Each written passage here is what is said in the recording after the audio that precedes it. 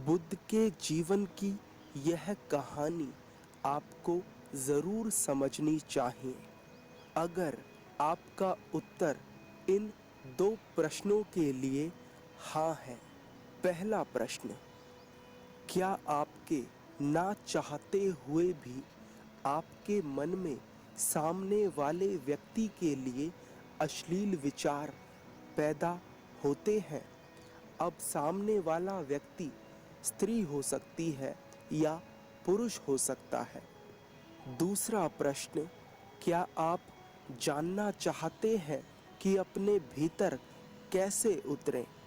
क्योंकि अगर आप अपने भीतर उतर गए तो पहले प्रश्न वाली समस्या बहुत छोटी है। इस तरह की बहुत सारी समस्याएं चुटकियों में खत्म हो जाएंगी। अगर हाँ, तो यह कहानी आपको सिखाएगी, पर उसके लिए आपको इस कहानी को बड़े ध्यान से समझना होगा। गौतम बुद्ध के पास एक राजकुमार दीक्षित हुआ। वह बुद्ध का भिक्षु बन गया। सैकड़ों राजकुमार अपने राजपाट को छोड़ बुद्ध के भिक्षु हुए। वह भी उनमें से एक था। उस राजकुमार के भिक्षु बनने के एक दिन बाद ही बुद्ध ने उस राजकुमार को किसी श्राविका के घर भिक्षाटन के लिए भेज दिया। वह भिक्षु उस श्राविका के घर जाते वक्त रास्ते में यह सोचता जा रहा था कि जो भोजन मुझे प्रिय था वह भोजन तो अब शायद ही मुझे कभी मिलेगा। पता नहीं आज कैसा भोजन खाना पड़ेगा। वह भिक्षु उस श्राविका के घर पहुंचता है। श्राविका उस भिक्षु का स्वागत करती है और भोजन के लिए आसन ग्रहण करने को कहती है। वह भिक्षु बैठ जाता है और मन ही मन अपने प्रिय भोजन के बारे में सोचता रहता है। श्राविका रसोई घर में जाती है और उस भिक्षु के लिए भोजन पकाती है। कुछ समय बाद जब वह श्राविका भोजन पकाकर उस भिक्षु को परोसती है तो वह भिक्षु भोजन देखकर दंग रह जाता है, क्योंकि श्राविका ने वही भोजन पकाया है जो उस भिक्षु का प्रीतिकर है। वह भिक्षु बहुत खुश हो उस भोजन को ग्रहण करता है। भोजन करने के बाद वह भिक्षु मन ही मन यह सोचकर निराश होता है कि प्रतिदिन भोजन करने के बाद मुझे कुछ समय विश्राम करने की आदत थी, पर आज तो धूप में चलना पड़ेगा, वापस जाना पड़ेगा। इतने में ही वह श्राविका उस भिक्षु से कुछ समय विश्राम करने का आग्रह करती है। भिक्षु उस श्राविका की बात सुन हैरान होता है, क्योंकि भिक्षु विश्राम के विषय में ही सोच रहा था और उस श्राविका ने विश्राम के लिए ही कह दिया। फिर वह भिक्षु सोचता है, संयोग होगा, इतना क्या सोचना। वह भिक्षु लेटकर विश्राम करने लगता है। लेटे लेटे वह भिक्षु मन ही मन सोचता है कि जब मैं राजकुमार था तो महलों में रहा करता था। अब ना अपना घर है, ना धन है, ना परिवार, यहाँ तक कि मेरे सर पर इस छत का साया भी केवल कुछ देर के लिए है। इतने में ही वह श्राविका आती है और कहती है, भंते ऐसा क्यों सोचते हो कि घर नहीं, परिवार नहीं, धन नहीं, यहाँ तक कि इस छत का साया भी कुछ देर ही रहेगा। तुम जितनी देर चाहो यहाँ रह सकते हो। उस श्राविका के द्वारा इतना सुनते ही वह भिक्षु उठकर खड़ा हो जाता है, क्योंकि अब संयोग मानना कठिन था। अब तो बात साफ थी।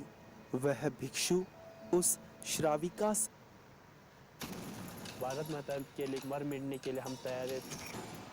हम वैसा ट्रेनिंग करते हैं जैसा कि हकीकत से कहता है, मैं बहुत हैरान हूँ, क्या आप मेरे मन के विचारों को पढ़ सकती हो? वह श्राविका उस भिक्षु से कहती है, हाँ निश्चित ही। सबसे पहले मैंने अपने खुद के विचारों को देखना शुरू किया। ये विचार अनगिनत थे, पर मैंने अपना पूरा ध्यान इन विचारों पर केंद्रित किया और ये विचार धीरे धीरे कम होते चले गए, क्योंकि मैं ना तो किसी विचार के पक्ष में होती थी और ना ही विपक्ष में, इसलिए मैं इन्हें देख पा रही थी।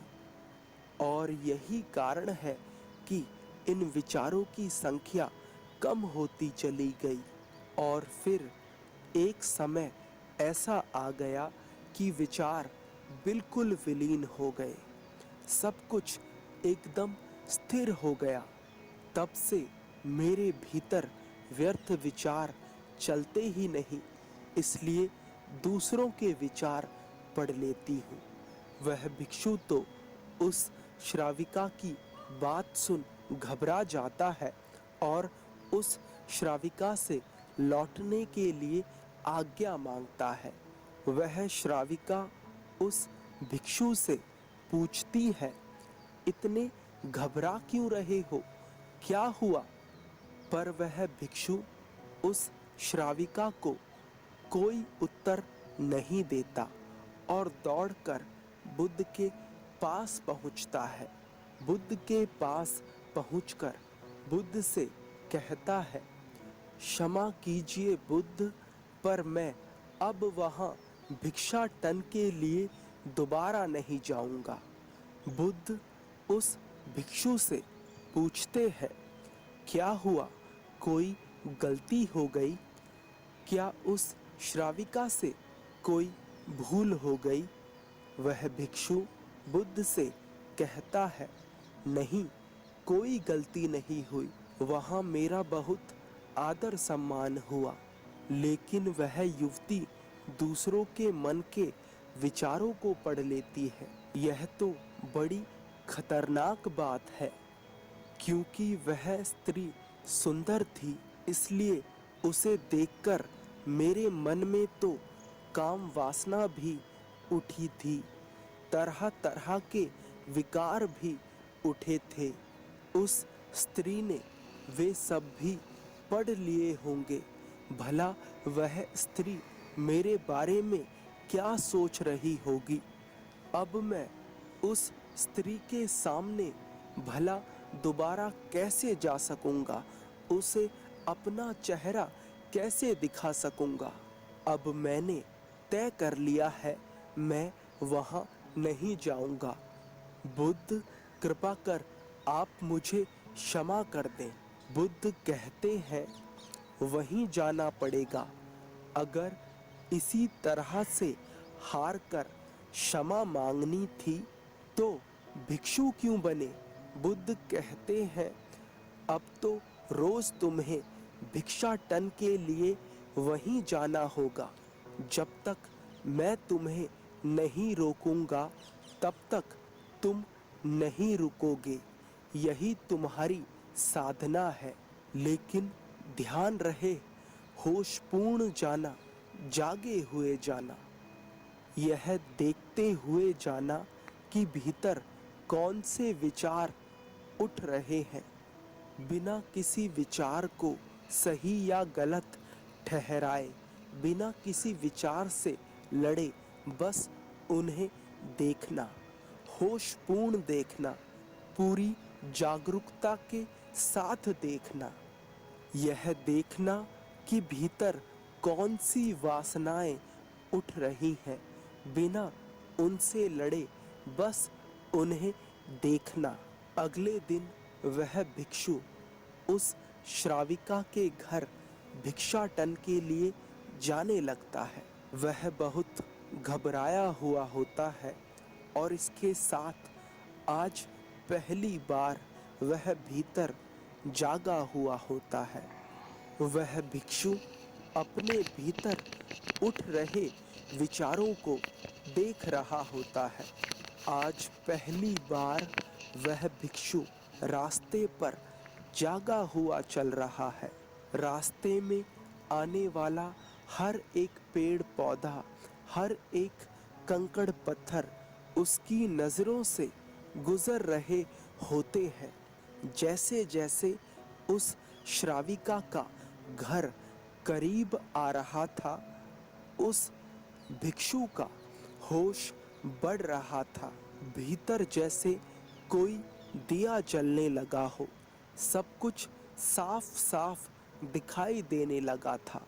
जैसे ही वह भिक्षु उस स्त्री के द्वार पर पहुंचा, एकदम एक सन्नाटा सा छा गया। सब कुछ स्थिर हो गया, सब कुछ शांत हो गया। मन में कोई विचार ना था, कोई वासना ना थी। होश पूर्ण रूप से जागृत हो गया था। वह स्त्री आती है, दरवाजा खोलती है, उस भिक्षु का स्वागत करती है। भिक्षु भीतर जाता है, भोजन करने के लिए बैठता है, भोजन करता है, कुछ समय विश्राम भी करता है और फिर लौट जाता है। पिछली बार निराश, हताश, दुखी लौटा था, इस बार नाचता हुआ आता है। आकर बुद्ध के चरणों में गिर पड़ता है और कहता है, अद्भुत घटना घटी बुद्ध, जीवन रूपांतरित हो गया। बुद्ध मुस्कुराते हैं और कहते हैं, इसीलिए वहां भेजा था। अब वहां जाने की कोई जरूरत नहीं। अब तुम्हारा विवेक जाग चुका है।